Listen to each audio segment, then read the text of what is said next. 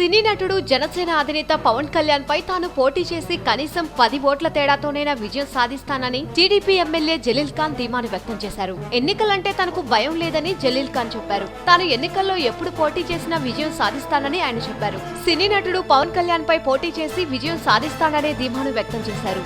ఆంధ్రప్రదేశ్ ముఖ్యమంత్రి చంద్రబాబు నాయుడుకు వచ్చే ఐడియాలు మరెవరికీ రావని, అడవిలో కూడా అసెంబ్లీ కట్టాడని బాబును కొనియాడారు. చంద్రబాబు ముందు మోదీ కూడా సరిపోరనంటూ ఆకాశానికి ఎత్తాడు. బీజేపీతో ఉండాల్సిన అవసరం లేదని, అలాగే రాజకీయ అవసరాలు కూడా లేవన్నారు. తనకు మంత్రి పదవి వస్తుందో లేదో తనకు తెలియదన్నారు. ఇప్పుడున్న పరిస్థితుల్లో మంత్రిగా కంటే ఎమ్మెల్యేగా ఉండడమే మేలని ఆయన అభిప్రాయపడ్డారు.